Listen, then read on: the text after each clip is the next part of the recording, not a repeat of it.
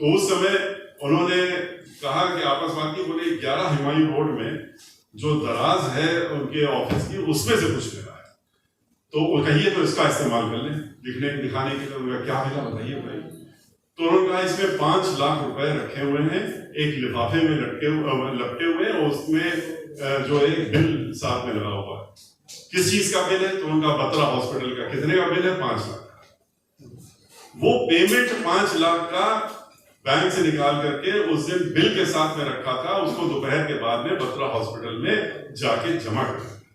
और जमा करना था क्योंकि वो उनके जो इलाज चल रहा था उसका पैसा था।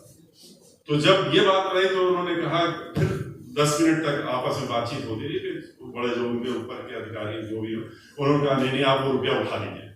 कुछ तो कहने के लिए रहेगा मीडिया के सामने कि देखिए 5 लाख रुपए मिले हमको। तो लेकिन बहन मानी जी का लिखो, यहाँ लिखो कि रुपए कहां से मिले, और लिखो ये भी लिखो कि रसीद लपटी हुई तुमको मिली, और ये किस चीज के लिए रुपया था लिखो, और फिर ले जाओ तुम रुपए इसको।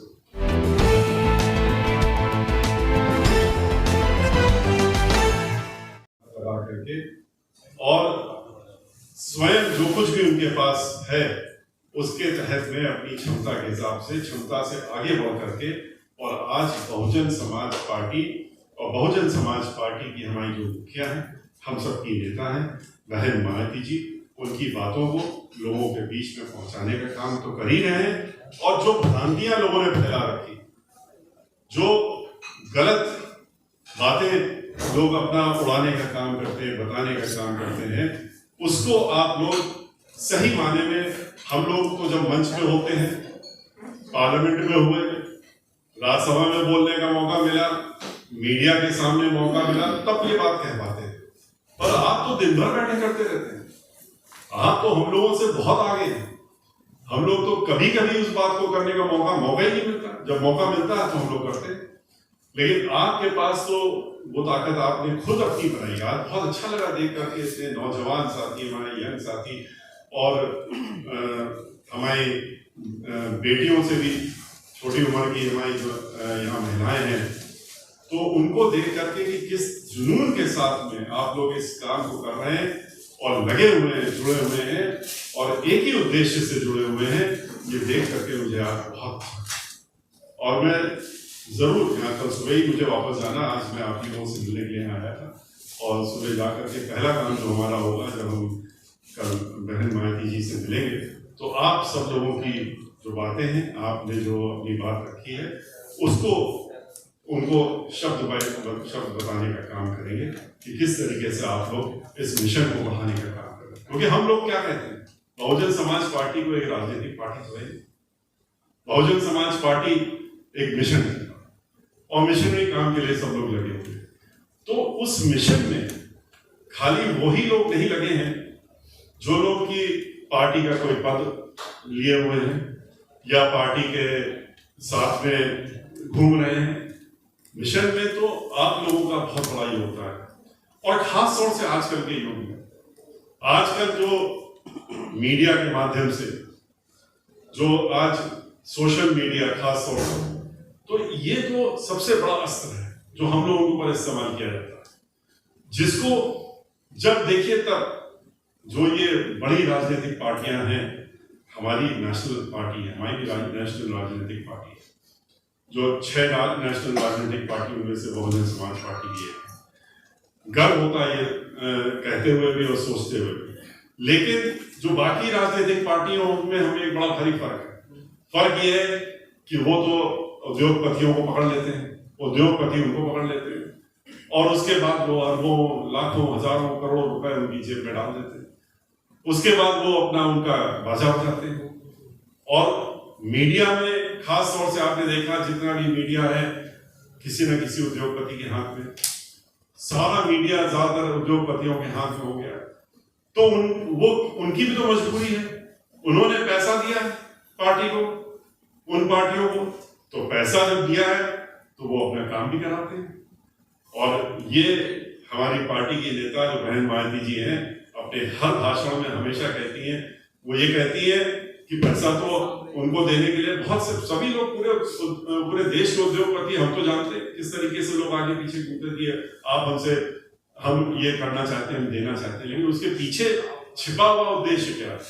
छिपा हुआ उद्देश्य तो यही होता है कि जब हम पैसा देंगे तो हम पैसा खाली मुफ्त में तो नहीं देंगे, फिर तो हम पैसे के साथ में इशारा भी भेजेंगे, और इशारा यही होगा कि आप हमारे हिसाब से काम करिए, हमारे हिसाब से जब आप पावर में आइए तो हमारी तरह से, हमारे कहने से कानून बनाइए और हमारे हिसाब से राजनीति करिए। इसी पे कॉम्प्रोमाइज कभी बहन मायावती जी ने नहीं। उन्होंने इस चीज के लिए अगर कॉम्प्रोमाइज किया होता तो मैं तो चश्मदीद गवाह हूं कि वो अपनी सत्ता छोड़ती नहीं।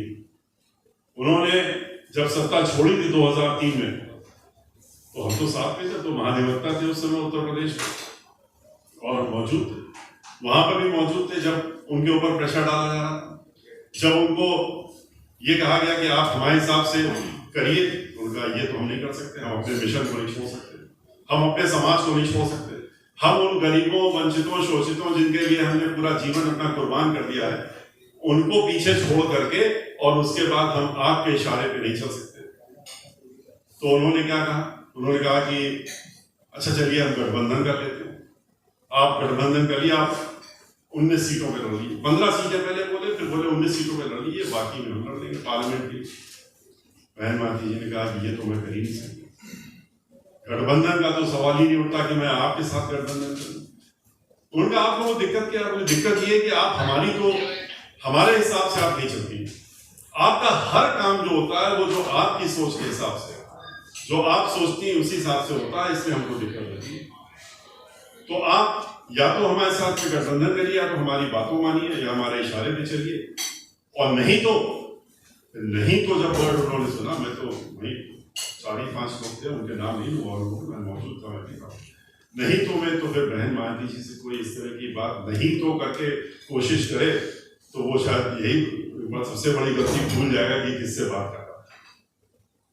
तो उनके सामने इस तरह के शब्द कोई जिसमें हल्की सी भी धमकी नजर आ रही हो तो वो तो बर्दाश्त नहीं। उन्होंने कहा कि नहीं तो क्या? तो उन्होंने कहा कि नहीं देखिए बहुत से मामले हैं, आकाश कॉरिडोर है और ये है वो है, और फिर वो आप जानती हैं, फिर वो CBI बनाना का, तो इतना कहना था कि वो वहां से उठी और उन्होंने कहा कि उसके चलती मीटिंग से उसके बाद उन्होंने जा करके अपनी सत्ता, अपनी गद्दी को 1 सेकंड नहीं लिया और छोड़ने का। उनका आप मैं खुद ही गद्दी छोड़ दूंगी। बोले आप नहीं समझते हैं, आप छोड़ने की बात कर रही हैं, हम मुलायम सिंह को जो है सत्ता में बैठा देंगे।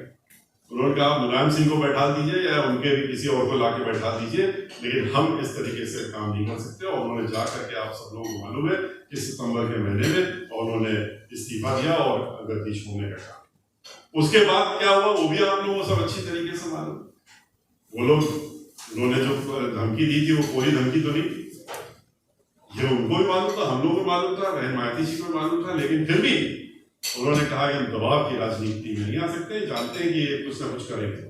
और उसके बाद ये भी आप लोगों को मालूम है कि खाली उनके घर में ही नहीं, पूरे 9 जगह, पूरे नातेदार, रिश्तेदारों, सबके यहाँ, और लखनऊ के घर में, दिल्ली के घर में, हर जगह एक साथ CBI की रेड करी थी। और CBI की रेड करने के बाद कोशिश की, हम तो वहीं मौजूद थे, हम तो सामने सामने खड़े थे। तो जब दिल्ली में यहाँ पर रेड की तो उन्होंने कहा कि बाहर निकल के पूछा अपने, वो लोग पूरा एक एक चीज, मतलब इस तरह की कि हम तो थे इससे मालूम, यहाँ तक कि जाके कूड़ेदान को भी ढूंढने का काम करो, शायद इसमें कुछ मिल जाए। जब उनको पूरे एक दूसरे से बात करते करते थक गए देखने के बाद, और सबसे पूछे कहीं कुछ मिला, कहीं कुछ मिला, तो जब हर जगह ये आया कि कहीं कुछ नहीं मिला, कहीं कुछ ऐसी चीज नहीं है, तो क्या करें? तो आपस में फिर कंसल्टेशन होने लगा। ये तो बहुत बेइज्जती की बात हो जाएगी हम लोगों की, पूरे देश में आएगा कि आपने उनके यहाँ 10-10 जगह रेड कर दी, और किस लिए करी अगर कुछ नहीं था तो। तब एक व्यक्ति ने, जो हिमायू रोड में, 11 हिमायू रोड में, जहाँ मानवर काशीराम जी उस समय हॉस्पिटल में थे और बत्रा हॉस्पिटल में थे, उनके उस समय बहुत गंभीर हालत में थे, तबीयत ठीक नहीं थी और ऑक्सीजन पे थे, चढ़ रही थी उनकी, तो लेकिन ग्लूकोज चढ़ रहा था। तो उस समय उन्होंने कहा कि आपस बात की, बोले 11 हिमायू रोड में जो दराज है उनके ऑफिस की, उसमें से कुछ मिला है। तो वो कहिए तो इसका इस्तेमाल कर लें लिखने दिखाने के लिए। उनका क्या मिला बताइए भाई। तो उन्होंने कहा इसमें 5 लाख रुपए रखे हुए हैं एक लिफाफे में लपटे हुए और उसमें जो एक बिल साथ में लगा हुआ है। किस चीज का बिल है? तो उनका बत्रा हॉस्पिटल का। कितने का बिल है? 5 लाख। वो पेमेंट 5 लाख का बैंक से निकाल करके उस दिन बिल के साथ में रखा था, उसको दोपहर के बाद में बत्रा हॉस्पिटल में जाके जमा करना और जमा करना था क्योंकि वो उनके जो इलाज चल रहा था उसका पैसा। तो जब ये बात रही तो उन्होंने कहा, फिर 10 मिनट तक आपस में बातचीत होती रही। फिर बड़े जो उनके ऊपर के अधिकारी जो भी हो, उन्होंने कहा नहीं आप वो रुपया उठा लीजिए। कुछ तो कहने के लिए रहेगा मीडिया के सामने कि देखिए 5 लाख रुपए मिले हमको। तो लेकिन बहन मानी जी का लिखो, यहाँ लिखो कि रुपए कहां से मिले, और लिखो ये भी लिखो कि रसीद लपटी में तुमको मिली और ये किस चीज के लिए रुपया था लिखो, और फिर ले जाओ तुम रुपए इसको। और ले गए। उसके बाद फिर आप लोगों को ये भी मालूम है कि उन्होंने एक नहीं दो नहीं कितने मुकदमे पूरे परिवार को घेरा, सबको जिनसे कोई मतलब नहीं उनके ऊपर भी मुकदमे, भाई भतीजे बहन सबको 110 मुकदमे दाखिल हुए। 110, आप लोगों को तो पता ही नहीं किसी को। 110 मुकदमे उनके ऊपर हुए। और कहां से? इनकम टैक्स से लेकर के जितने भी डिपार्टमेंट और हो सकते हैं नीचे से लेकर ऊपर तक पूरी कोशिश की कि हमको हम कैसे घेरें, क्या करें, कैसे कर लें।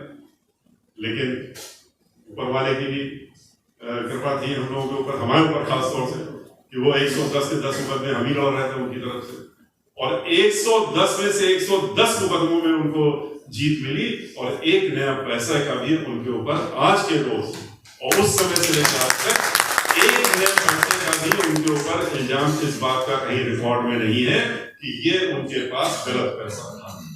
110 केसेस। जिस तरह से उन्होंने PIL 101 करी थी और गिनीज बुक में पहुंचाया था हम लोगों के खिलाफ 5 साल में, जितने चाहे माननीय डॉक्टर काशीनाथ जी का स्मारक हो, डॉक्टर अम्बेडकर स्मारक हो, गौतम बुद्ध पार्क हो, यहाँ का स्मारक हो, रमाबाई अम्बेडकर मैदान हो, हर चीज के लिए PIL होती थी। 101 PIL हम लोगों ने, 101 PIL हमने झेली। तो लेकिन सब में हम लोग सक्सेसफुल हुए और सारे आपने देखे स्मारक, आप लोग खुद देख चुके होंगे, रोक नहीं पाए वो, आज सबके सब बन करके खड़े हुए तैयार है। बहन मायावती जी उस संघर्ष से निकली।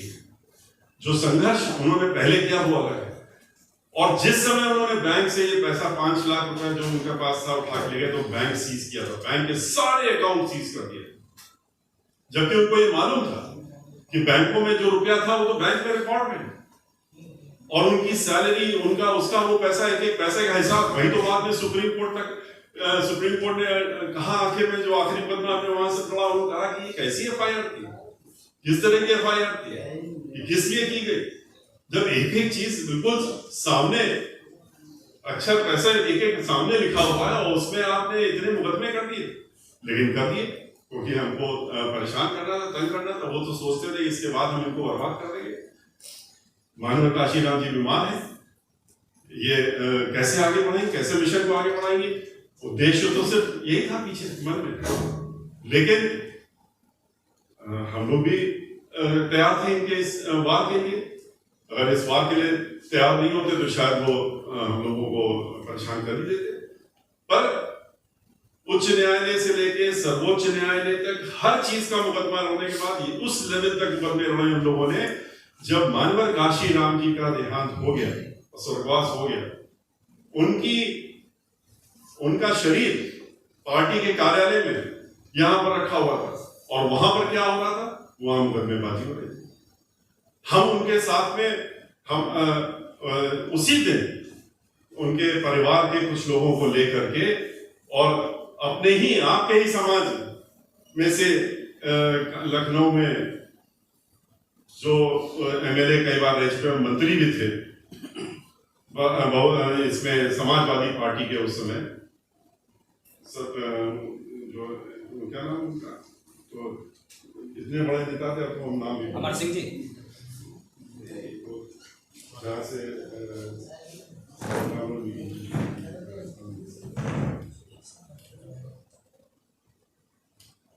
खैर, तो वो मंत्री भी थे वहां पर समाजवादी पार्टी की सरकार में रहते हुए मंत्री की हैसियत से वो अदालत के अंदर बैठे हुए थे जब वो केस चल रहा था और मानवर काशी राम जी को लेकर यही उच्च न्यायालय R.K. चौधरी, ऐसे लोगों का नाम भूलिए, ठीक ही बोल R.K. चौधरी, तो वो हमसे दुआ सलाम हुई, हमने खास तौर से उनसे पलट के बहस करके हम पलटे, हमने कहा नमस्कार R.K. चौधरी जी, अच्छा लग रहा आपको अदालत में देखते हुए, मंत्री बैठा हुआ कम से कम पैरवी तो करने आए आप मुकदमे, नहीं मैं तो ऐसे है बात हो, लेकिन वहां भी उनको सफलता नहीं। इस बात के लिए कोर्ट में गए थे कि मानवर काशी राम जी के शरीर को दाह गिरा दिया जाए और यहां से ले न जाने दिया जाए। इस तरह के भी मुकदमे लड़े हैं हमारी पार्टी की राष्ट्रीय अध्यक्ष ने, बहन मायावती जी ने। उन्होंने जितना संघर्ष किया है आप लोग तो सपने में भी नहीं सोच सकते।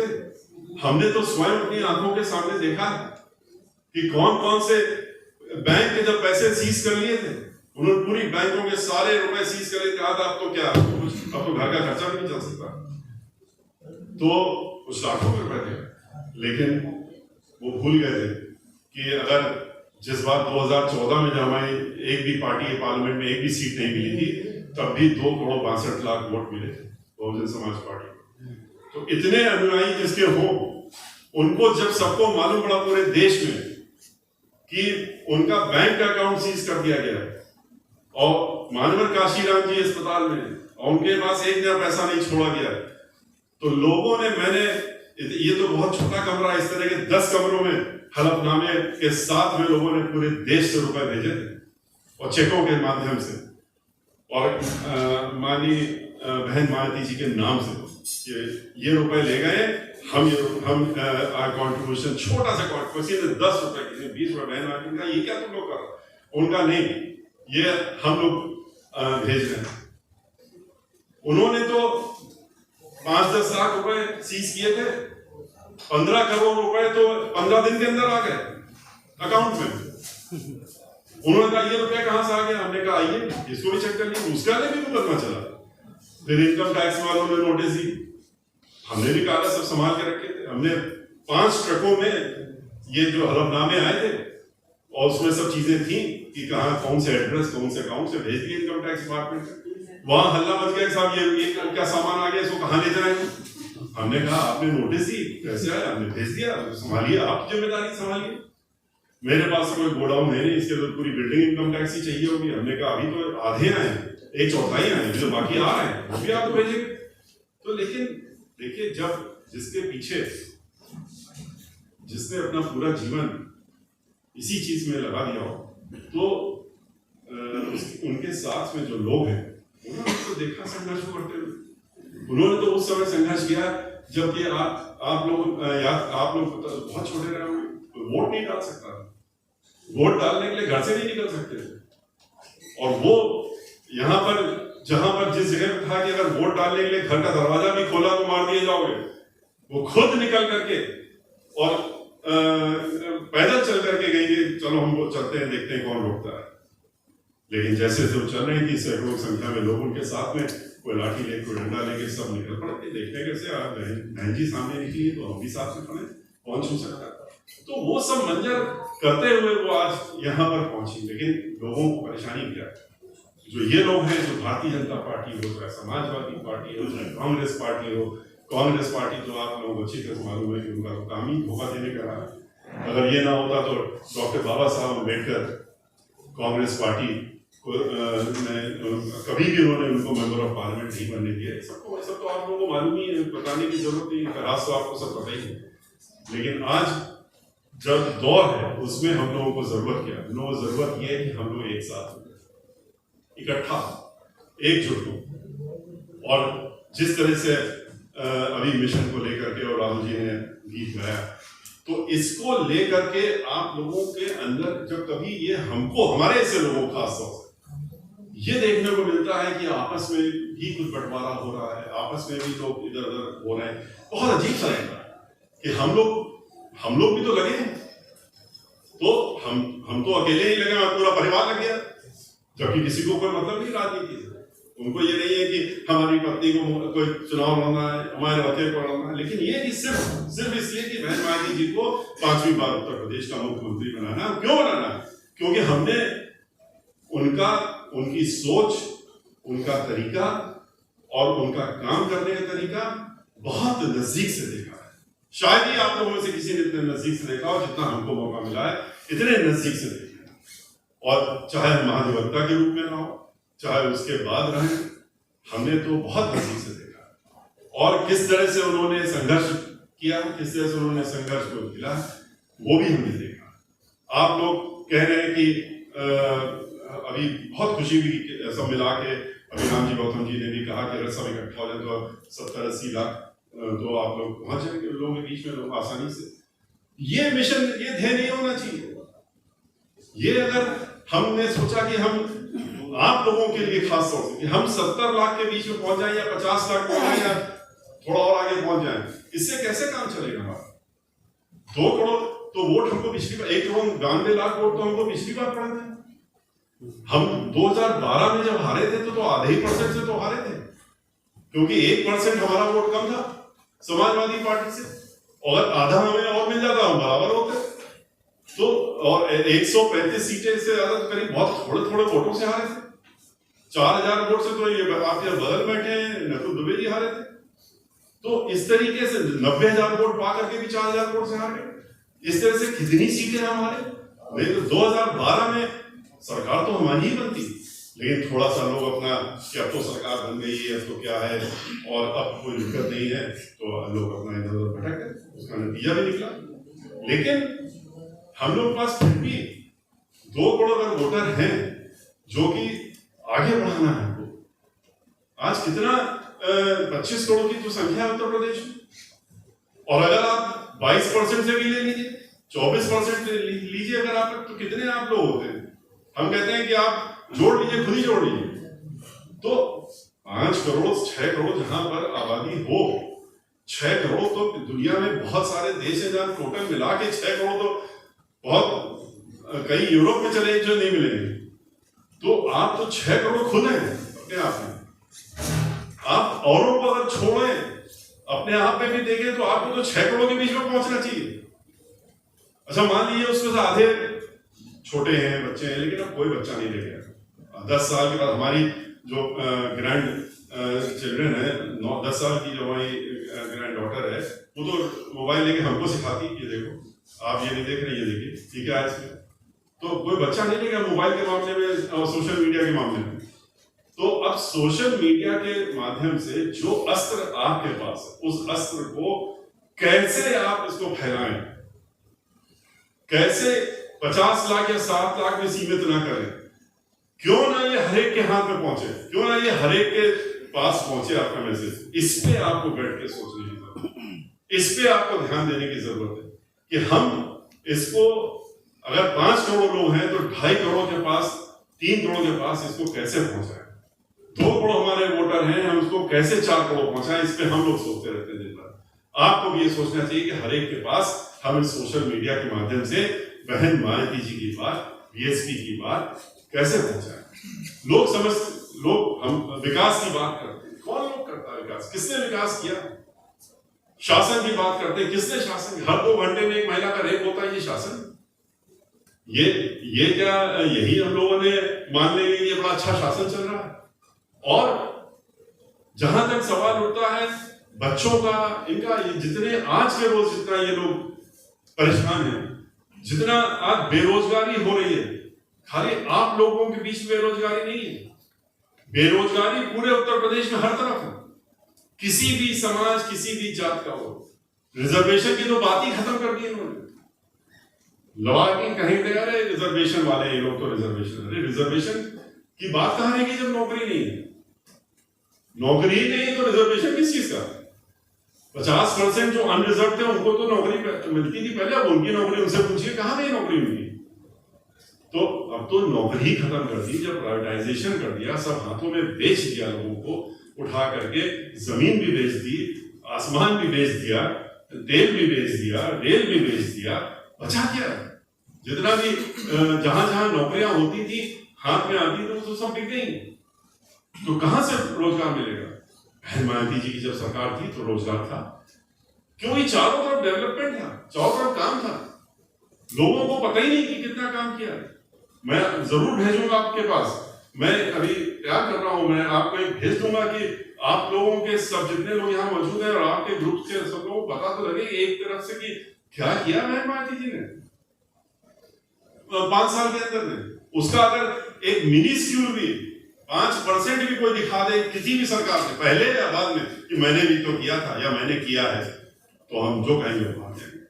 29,500 गांव उत्तर प्रदेश के 29,500 गांव डॉक्टर अंबेडकर गांव को उन्होंने समग्र विकास किया, 29 जिले बनाने का काम किया, कितनी 7 से ज्यादा इंटरनेशनल लेवल की यूनिवर्सिटी बनाने का काम किया। नोएडा में भी आपने देखा कितने, हर जिले में नए नए हॉस्पिटल बनाने का काम किया, 5,000 से ज्यादा स्कूल बनाने का, प्राइमरी स्कूल बनाने का काम किया उन्होंने। पूरे उत्तर प्रदेश में हर जिले में, चाहे शिक्षा की बात हो, चाहे उसकी बात हो कि इलाज करने के लिए, स्वास्थ्य की बात हो, हर चीज के लिए ऐसे ऐसी चीजें की नहीं जो कोई सोच नहीं सकता। आपने देखा है नोएडा में, देखिए किस तरह का स्कूल बना के दिया है, किस तरह का हॉस्पिटल दिया है, जो कि आम हॉस्पिटल, जो सरकारी हॉस्पिटल छोड़ दिए, प्राइवेट हॉस्पिटल से बेटर है। स्कूल को देख लीजिए जो बनाया गया है, वो स्कूल कैसा बना हुआ है। तो बहन मायावती जी ने जो खाली ये पार्क नहीं बनाया, पार्क तो सिर्फ 2,000 करोड़ के बने थे 5 साल में, 2,000 करोड़ का हिसाब अगर लगा दें हम, तो जहां पर 10 लाख करोड़ का बजट हो सालाना, और उसमें 5 साल में 2,000 करोड़, कितना हुआ? लेकिन सबको परेशानी ये कि ये इनके नाम से क्यों बन गया, नहीं इनके लिए क्यों बन गया, इतना भव्य क्यों बना दिया, ऐसा क्यों बना दिया, जो आंखें फटी आ रही।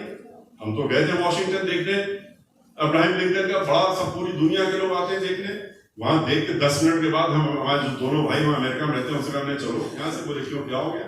हमने ये छोटी सी चीज देखने के लिए हम आए थे। हमने कहा डॉक्टर अंबेडकर स्मारक और कहा हमारे काशीनाथ स्मारक, ये छोटा सा एक दिखा दो अब्राहम लिंकन का कि बहुत बड़ा भारी मॉन्यूमेंट है। ये मॉन्यूमेंट तो वहां कोने में नजर आएगा अगर हम लखनऊ वाले में रहते तो कोने में। वो चीजें, भव्यता की चीजें की, उनको हमें देखना चाहिए। हम इसके साथ चले जाएं, हम अपनी पर्सनल उसके लिए कि अब वो आ रहा है उसके पीछे लग रहे, या हमको फायदा हो रहा है तो हमने छोड़ दिया। बहुत से लोग हैं जो पार्टियां छोड़ते रहते हैं, इधर जाते हैं उधर जाते हैं, और किस लिए जाते हैं उसे पूछा गया, तो इसीलिए जाते होंगे कि हमारा व्यक्तिगत कोई फायदा होने जा रहा है, समाज के फायदे की बात तो नहीं कोई सोच के जाता है। एक भी व्यक्ति जो पार्टी छोड़ के कहीं जाता है, वो हमसे ये कभी कह दे, या हमने एक दिन कहा मंच में कहा कि हमको आप ये एक आदमी ऐसा मिला दीजिए जो पार्टी छोड़ के गया, जो कहे कि हम समाज की वजह से गए। वही कहेगा कि हमें टिकट नहीं मिला, हम तो 4-3 बार से राज्यसभा के सांसद थे, चौथी बार उन्होंने हमको नहीं बनाया, हमको 2 बार से थे, तीसरी बार नहीं बनाया, हम मंत्री अगली बार, पिछली बार थे, अगली बार मंत्रिमंडल में नहीं दिया, या हमको टिकट एमएलए का होने के लिए हमारे लड़के को नहीं दिया, हमारे पत्नी को नहीं दिया। तो हमारा जो लोग कर रहे हैं और मेरा और हमारे की बात कर रहे हैं, तो वो ऐसे लोगों की क्या पूछे, उनकी बात करना भी बेकार। लेकिन हम लोगों को, खास तौर से आप लोगों को, इन चीजों को ध्यान में इसलिए रखने की जरूरत है क्योंकि आप वो लोग हैं जो लोगों का मन बदल सकते हैं, जो लोगों को मन को टटोल सकते हैं। कितनी अच्छी अच्छी बातें बताई कि हम लोग तो शहर में जाते हैं, तो गांव में जाते हैं, हम तो वहां जाते हैं और जा करके वहां पर पूछने का काम करते हैं। तो हमारे नौजवान साथी बलिया से थे, वो तो उन्होंने बताया किस तरीके से कि वहां हम जाके लोगों से बातचीत करते हैं। तो ये चीजें जो आप कर रहे हैं, तो वहां पर असली काम तो ये है। कौन सा आप में से कोई बैठा है कह रहा कि हमको एमपी बना दो, या किसी ने तो ये आने कहा कि हमें एमएलए बना दो, तो लेकिन फिर भी आप लगे हुए। तो आप इसीलिए लगे हुए हैं कि आपके जो आने वाले लोग हैं या आपके जो अभी लोग हैं, उनके बारे में सोच करके ही तो आप शायद लगे हुए हैं। तो इसको बढ़ाने की जरूरत है। इसको हम लोग भी, हम 2007 में मोहम्मद की सरकार बनी, 22%, 21%, उस पर तो सरकार नहीं बन सकती। सरकार बनाने के लिए हमको 30% के ऊपर तो कम से कम चाहिए। 29% में हम हार गए, 30% में हमारी सरकार बन गई थी। तो हमको अगर ये चाहिए और सरकार बनानी है, तो हमको और लोगों को भी जोड़ना पड़ेगा। हमको ये भी दिमाग में रखना चाहिए, हम लोग इससे विचलित ना हो जाए। कह लीजिए अब मिश्रा जी तो ब्राह्मणों की बात करने लगे। मिश्रा जी ब्राह्मणों की बात क्यों कर रहे हैं, ये तो कभी सोचिए। मिश्रा जी ने तो आपके लिए तो जितना बोला है संसद में, तो हमारे पर तो इल्जाम लग गया कि ये तो आपको बता ही रहा था मैं किस्सा कि बोले साहब मेंबर ऑफ पार्लियामेंट हैं वो राज्यसभा में मंत्री हो गए, अब तो गुजरात के थे। उन्होंने कहा कि साहब इसके बाद उनका नंबर आ गया हमारे बोलने के बाद, तो बोलेगा मैं क्या बोलूं। तो उन्होंने पूछा था कि आप क्यों नहीं बोलेंगे, बोले नहीं अब ये बातें इन्होंने कह दी, इसके आगे हमारे तो जोड़ने कुछ रह नहीं गया। और रिजर्वेशन पे था, दलितों के संबंध में और रिजर्वेशन में और जनरल डिस्कशन था। तो उन्होंने कहा कि मेरे समझ नहीं आ रहा कि मिश्रा जी रोते हुए और इन्होंने ये सब बातें कर दी जो मैं नहीं सोच पा रहा था। तो मुझे उनसे जवाब, खैर वो बात लेटर में थी, मैंने उनसे कहा कि ये भूल गए कि हम मिश्रा बाद में और एससी पहले। तो हमारे पेरेंट्स ने क्या सोच के रखा मुझे मालूम नहीं, एससी मिश्रा रखा उन्होंने, तो मैं क्या करूं। तो इनको इस बात का जवाब अपने आप मिल गया होगा। खैर वो अपना बात खत्म हो गई। लेकिन ये सोचिए कि अगर हम और लोगों को नहीं जोड़ें, उनकी मानसिकता नहीं बदलेगी, उनकी मानसिकता को ठीक नहीं करेंगे, क्यों गलत मानसिकता के साथ में समाज में लोग रहे। हम अगर 10 लोगों को भी ठीक कर सकते हैं तो हमें लगेगा हमने बड़ा काम कर दिया कि ये क्या तुम ऊंच नीच की बात करते हो, क्या ये कि हम ब्राह्मण हैं तो ये और इसकी बात करते हो। तो अगर इसको खत्म कर सकें, इसको खत्म करने में हमको सफलता मिले तो हमारे लिए तो सबसे बड़ा काम तो यही होगा। वरना हमें क्या जरूरत है इन सब चीजों में, राजनीति और ये वो सब करने की। हम तो वकालत के पेशे में अभी से नहीं, अब तो 45 साल हो गए। हमारे पिताजी तो चीफ जस्टिस रहे, गवर्नर रहे, मैं चचा हाई कोर्ट जज रहे, मैं सगे बड़े भाई हाई कोर्ट जज रहे, हम सीनियर एडवोकेट 25 साल से हैं राजनीति में। तो अब आए जब बहन माइती जी हमको लेकर के आई महाधिवक्ता बना करके, उसके बाद से। लेकिन वकालत तो 10-12 लाख रुपए रोज की आमदनी तो हो ही जाती थी आराम से, तो हम फिर वापस क्यों ना चले जाए, क्या जरूरत। हम तो महाधिवक्ता भी रह लिए, चेयरमैन बार काउंसिल भी रह लिए, सब कुछ रह लिया। आज भी पहले 22 जूनियर थे, आज भी 15-16। लेकिन क्या अगर आए हैं तो कुछ सोच के आए, उद्देश्य से अगर आई गए हैं तो फिर समाज के लिए भी तो करें।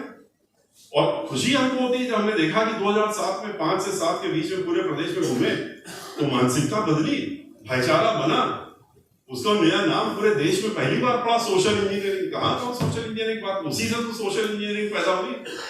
तो सोशल इंजीनियरिंग का मतलब क्या, यही तो है कि आप लोग आपस में मिलिए और ये जो आपस का चीज है ये खत्म करिए, ऊंच नीच वाली। ये कौन सी जमाने में जी रहे हैं, कौन क्या फर्क है हम में और आप में। तो यही समझाने की कोशिश अगर करिए और उसके बाद खुशी इस बात की कि लोग हमारे साथ में आए, लोग जुड़े और जुड़ने के बाद पूर्ण बहुमत की सरकार बनाई। 22% का अगर हमारे पास वोट था बढ़ करके 30 पहुंचा। अब की बार फिर हमने शुरुआत की, पूरे 74 जिले घूम के आए, 75 जिले की मीटिंग करी हमने और हर जिले में गए, 27,000 किलोमीटर गाड़ी चले। लेकिन यह खुशी की बात यह है कि फिर जो लोग भटक गए थे, जो इधर उधर घूम गए थे, उनको फिर समझाने का मौका मिला। और अब की बार पूरी उम्मीद है कि हमारे साथ मिल करके वो लड़ेंगे और अब की बार खुद निकल करके आ रहे हैं, क्योंकि वो खुद भी प्रताड़ित थे और हमारे साथ बहुत तेजी से जुड़े और इतनी तेजी से जुड़े कि अब की बार मुझे बिल्कुल यकीन है कि अब की बार हम लोग हर जरूर से जरूर अब की बार ये मीडिया कुछ भी कहता रहे, ये दिखाने के काम कुछ भी कहते हो। हम जितने भी अभी इन लोगों ने कॉन्क्लेव किए थे उसमें जवाब भी देने का हमने ये काम किया उनको, हमने कहा आप कुछ दिखाते रहो।